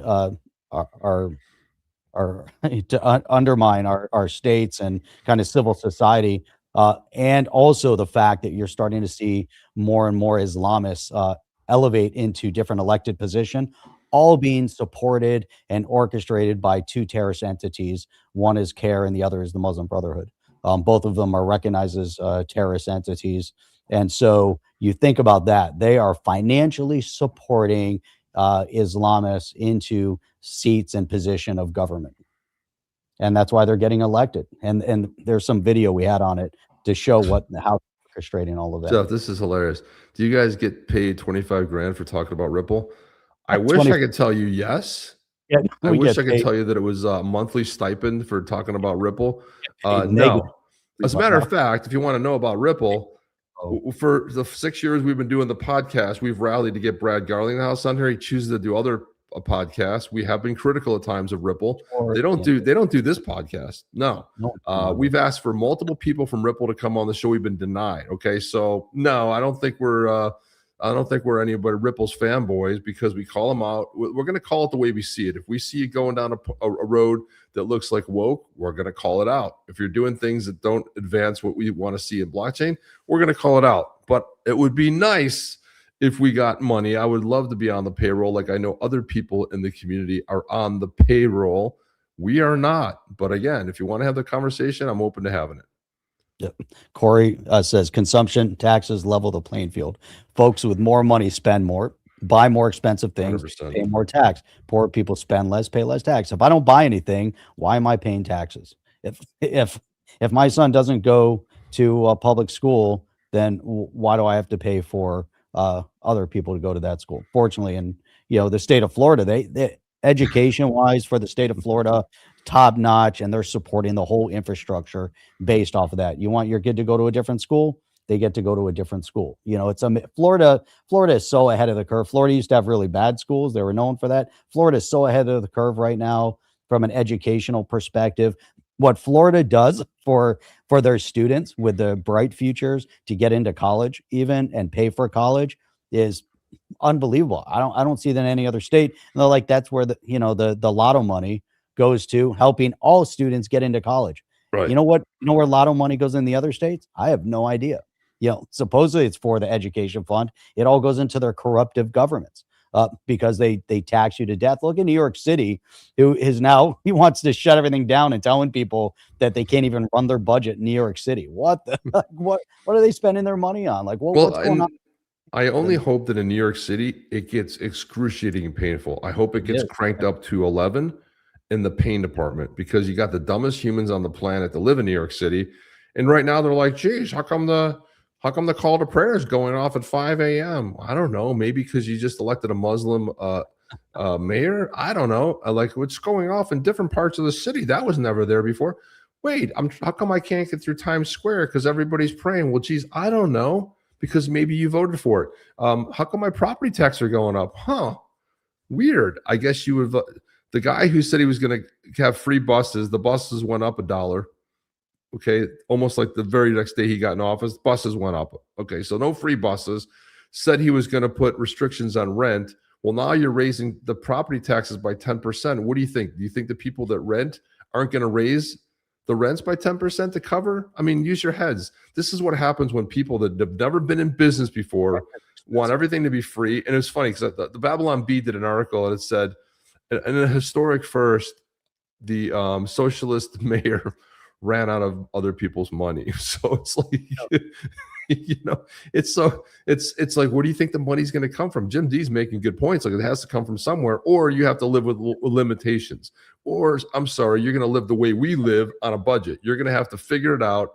And when people, Jeff, it's so weird that the left is against tariffs. Okay. The United States up till 1913 was fun. There was no income tax. There was no income tax. And how did it start? Well, the rich will pay their fair share. It'll be 1%, and only the rich will pay. Well, now we're all paying. Shit, we were rioting in the Boston Tea Party against the British for paying a 3% tax. 3%. Right. Nobody pays. Jeff, how much would you love it to say, knock on your door and say, Jeff, just want to let you know, across the board, you're going to pay 3%. Okay, great. It's like, since when? I mean, you're on your income, you're going to pay 3%. How about I pay nothing? At least, look, will Trump get there? I don't know. At least he's putting it out there, making bold moves, saying, hey, people making 150,000, 100,000 less, we can wipe it out. We don't need income tax anymore. And the biggest problem here is you've got the inside people. You want to call them out, be careful with the words I use, but they don't like this whole thing because you don't have to rely on the Federal Reserve, because the government only takes in the past. Now, when the government takes from other people, you could argue that goods get a little bit more expensive. Maybe they do, maybe they don't.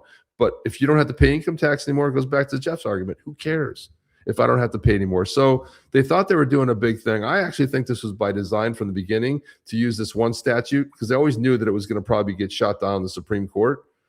When I think about that, Jeff, getting shot down in the Supreme Court, there were two other clauses that were ready. Well, guess who had them ready to go as soon as the decision dropped?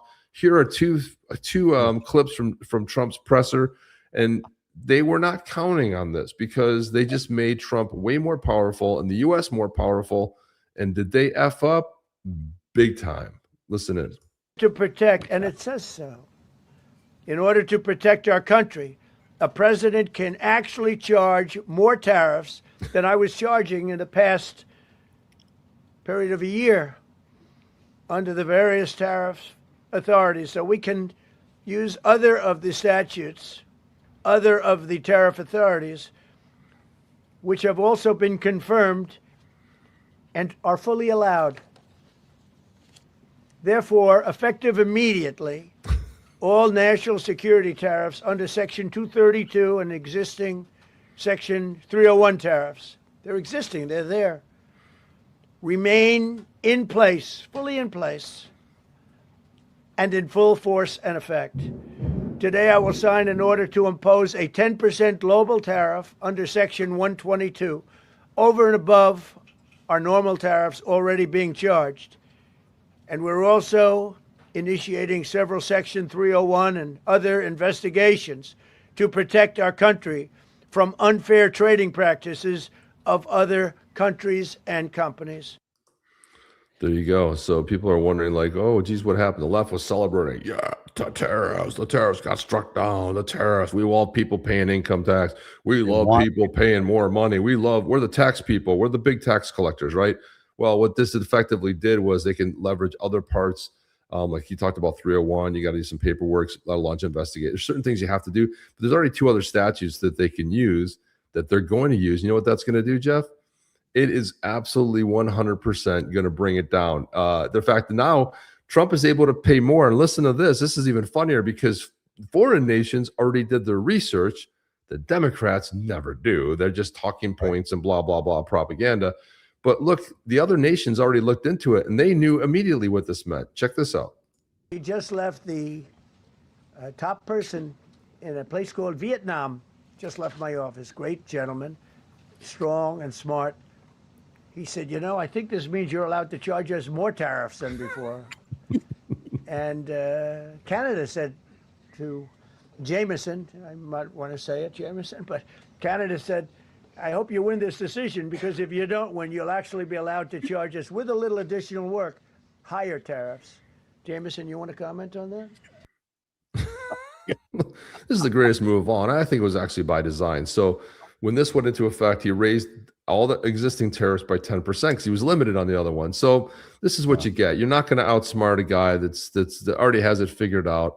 You know, the other thing that I thought was incredible here was the fact that here, let me look at this. Let me pull this other one up here on the tariff. Let's see, where is it? I don't know if I can find it. Second plank of the Communist Manifesto is graduated income tax. There you go. They take. Everything is taxed across the board. They tax you for everything. Remove all the taxes. Consumption tax. When you buy something, then when people are visiting your state, they're contributing to your overall state tax base. It's just so significantly better. And then, across the board, it makes, especially a state like Florida, which you have people that come here, they live part-time, they're still going to pay higher in property tax, but all the visitors, Florida, as a tourist center, we have a large amount of revenue coming in because of tourists that come through here, whether they're staying or they're going on cruises or whatever it is. Let the people, benefit from that. Instead, what's happening? Real estate prices are skyrocketing because people want to move here, and as your real estate prices go up, like, oh, your real estate value went up, so now you're paying more taxes for what?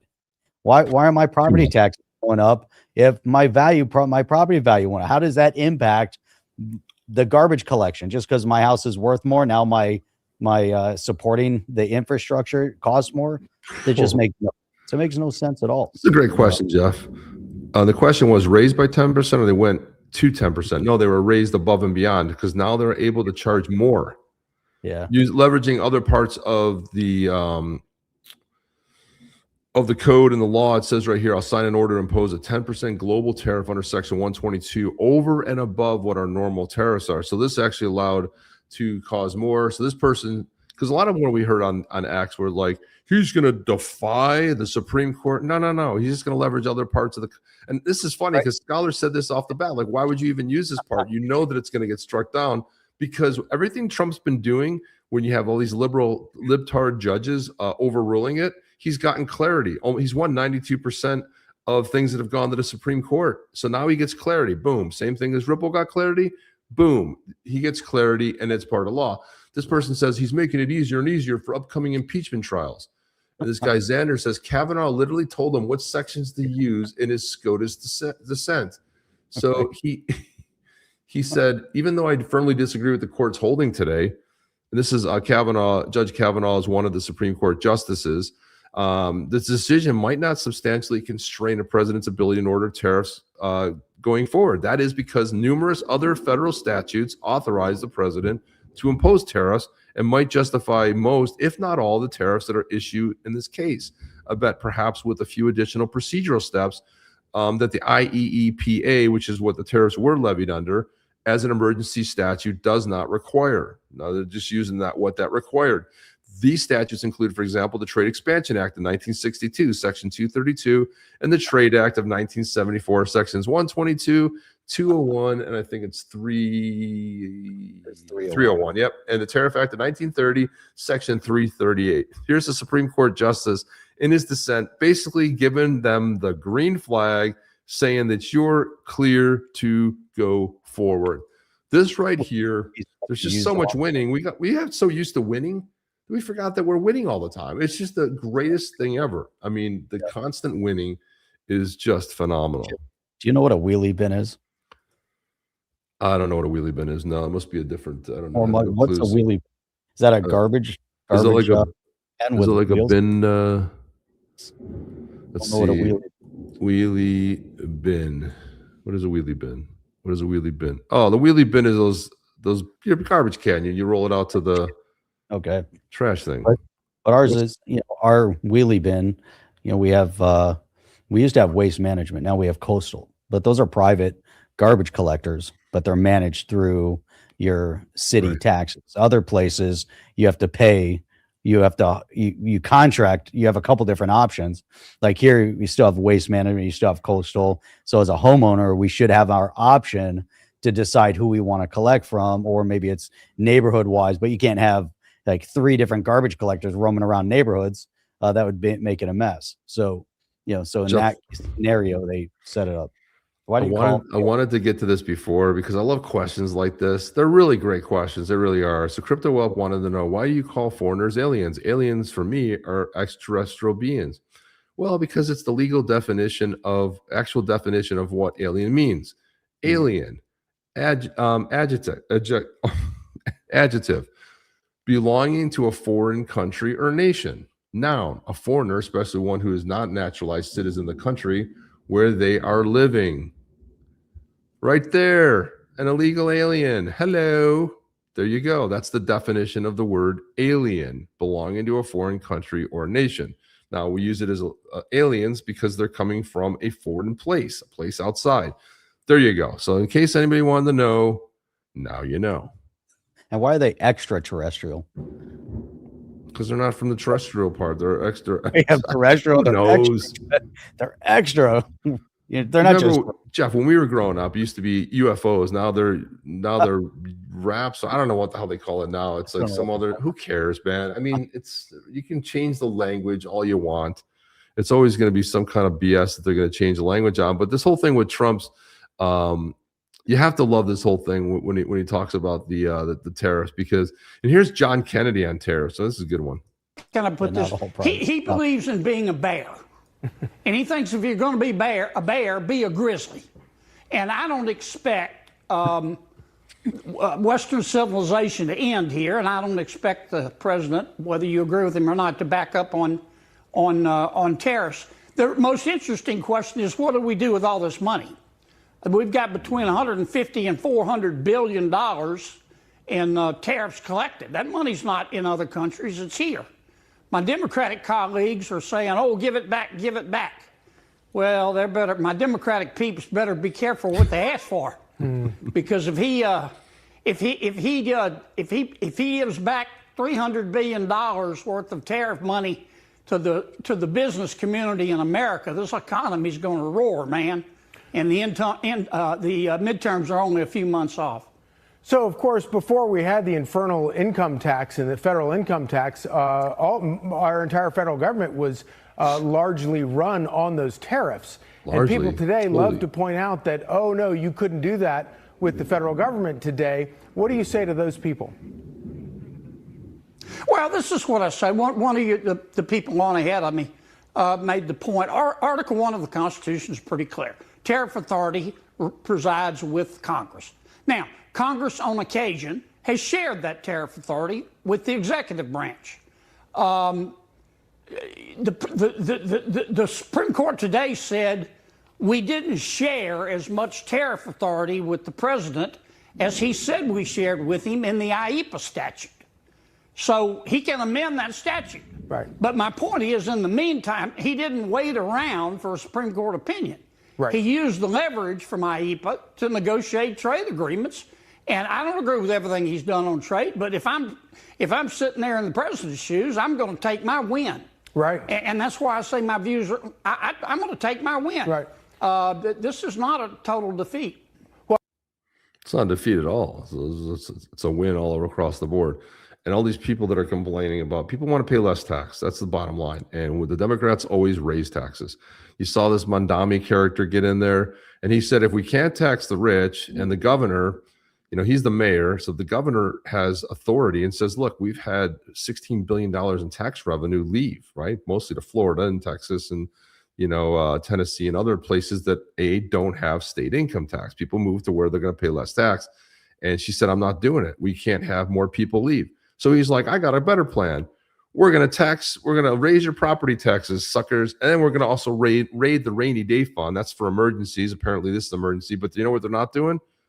Well, they're not cutting money for the illegals that are coming in. Oh, no. They're still putting them up in expensive hotels. They're still, instead of deporting them and letting ICE come in and take care of it and having a nice, clean city to work with. No, they're not doing that. They still have all this LGBTQ and the castration of people. All that stuff's on the books, but they're not doing the hard stuff. And there's some other stuff that I'm not going to get into here, but other stuff that I disagree with being on that bill. So like, what are they really doing? They're not really helping anybody. This is what happens when you get to and speaking of tax, here's Elon Musk on his tax. Yeah, for what it's worth, I'm the largest individual taxpayer in history. So I paid $10 billion in tax, over $10 billion in tax. That's not enough. You're welcome. Like I sort of thought maybe the IRS would send me like a little trophy or something. Yeah, like one of those doesn't have to be expensive. It could be like one of those like things you get for when kids win a karate competition. Like little plastic gold trophy or something like that, or a cookie or something, but I didn't get anything. It's like, and, but I was happy to pay the taxes. I don't mind, Yeah, it's a good week this week, yeah. Stock market's wild. Yeah, it's like $10 billion. Oh, no. You didn't pay your fair share, dude. No. That's not enough. Where does it end? It never ends. That's the point. The point of the taxes never ends. Like in Florida, what's really prominent, it's really almost hard to live anywhere, Jeff, without an HOA, homeowners association. Now, the good of a homeowner association is your neighbor that lives right next door to you can't paint his house purple, right? Because no one wants to live next to a giant purple house. So, or if somebody doesn't clean their, keep their property clean, their roof is dirty, it's all black, right? We have these barrel tile roofs here in Florida. And if people don't want to deal with that, right? That's the good side. Now, the bad side is the knock on your door you get, or it comes via a letter, is that the HOA is increasing the payments you've been making. I know when my parents moved down here in 2012 and they moved into a place they're paying $600 a quarter. Well, that jacked up to more than double of that just in a short time, 13 years. It's now they're paying almost 2.5 times that of what, you're talking about going up to $2,200 a quarter from $600 from 2012. I know that, when I bought a house a couple of years ago, I didn't realize that I had 2 HOAs, Jeff. I don't know if you've heard of this. There was an HOA that was the master. Then the individual, this is up in Boca Raton with the Mission Bay area. And I had an individual one, and I didn't know it till I was going through the buying process that I had 2 HOAs that I had to pay. I had to pay the master, and then I had to pay the one that was specifically for that because it was a gated community, and supposedly they did more. They didn't do anything. And when I left that house over 10 years ago, was paying an incredible amount of money. It's up to like $900 a month. And I think I left when I was paying $450 a month for both. Now it's up to $900. So these guys, and Jeff, I know you're involved with your HOA, but they're always running efficiently. You have costs that rise. Usually a lot of times the people that run these things, it's always run by people in the community. Sounds like a good idea. They need to hire a management company to do some of it. But almost in every case, even that one that I left, Mission Bay, they ended up putting 2 of the people in jail because funds were embezzled, mismanaged, and that's how it ended up being $900 a month. Now I heard it's going to $950 for this new year because I still have friends that live there. A month for what? I had a little patch of land they cut. Guess what? I cut my, and where I live now, it's $100 for HOA. It used to be $75 for years. It went up to $100, and it's the lowest in Boca Raton. People are paying $400, $500, $600. I mean, I don't know how much you pay a month, Jeff, but it's insane. And how much did you pay? How much has it risen since when you bought your house to now?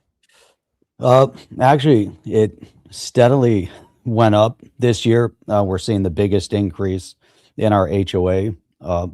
We have a master and a subdivision HOA. So the master takes the bulk of our HOA payments. They're continuously going up, being on the board, and running our HOA here has in the past was really difficult, mainly because, there's certain things you have to do within the community. Dealing with the management companies is a disaster. I oversaw switching 2 times to 2 different management companies. We're now going through it again. Our entire master subdivision, our master community is switching over to a new management company. We're moving, also our community moving to that management company. We have 10 communities within our master community. We have over 1,700 homes. It's a huge area. And so I think it's one of the larger properties, all private homes, but it spans, a big area. And so it's difficult, when you look at all the expense that goes into maintaining all the properties. And then you have to hold these guys accountable, because you have lawns that have to be manicured. You have property entrance that have to be taken care of. And then then you have the pools that have to be taken care of, and tennis courts that have to be taken care of. And there's a lot. And then you have to deal with the city or the towns, around it. And there's all sorts of different intricacies that have to be dealt with when you're dealing with the HOAs. But to your point, those numbers don't go down. They're always going up. What's the increase? I want to know the increase from when you bought it till now, just to round it up in your head. How much percentage more? 20% more? 30% more? Yeah, no, it's probably gone up, probably at least 30%. It stayed fairly consistent but it's definitely gone up. This was the biggest increase. But we don't even. What's amazing though, yeah, property insurance has been crazy because that's always a fight. You can't control taxes, but property insurance is a fight every single year. And some people just let it go up like crazy, so it's always a matter of constantly being on the, on the phone. And, fortunately my wife handles that, because it's a lot of work to make sure that that's managed out on, finding a new property. It's a nightmare, dude. And it's the one thing I've had issues with DeSantis is that was your one job. When you're out gallivanting, running for president, you should have been paying attention to what was going on. But, hurricanes come through, that massive damage. Then you get regulated to, oh, sorry, you're going to be on the state insurance because everybody else pulls out. The insurance that I had was there they opened it up for 5 weeks. I happened to get in, and then they pulled out, and then I had to find somebody new, and it went way through the roof again. It's just insanely ridiculous. But, we'll call things out where we think we need to call things out. And look, it's always going to be our opinion. You don't have to agree with it. You just saw Kennedy saying he doesn't agree with everything from Trump, but look, he wanted to get the win. That's going to happen with you guys. Not going to agree with everything, but you know what? It's good that we can share your thoughts and have a dialogue on it. There's Jim D. When he bought 20 years ago, it was $360. Now it's $1,300 a month. Jesus, man. What kills me, and that's in a condo. So imagine you go down to Miami. A friend of mine lived in Miami. He was paying just his HOAs like that every single month. He was paying more than that. That was years ago. He was paying over $1,000 a month, just for the HOA. I'm like, it's insane. And that's in a condo. You join a community, like if you ever join one that has a golf course. I remember we were looking, my wife and I were looking, there's this community. We ended up, it was funny because we backed up to where the golf course was, but we didn't pay for the golf course. So at some time they brought these giant, massive trees in to block our view, which was great because it gave us more privacy. We didn't have to see, we didn't see golf balls coming in the yard as much. But here we were on the golf course. So that means there weren't any houses anywhere near us, on the other side of the course.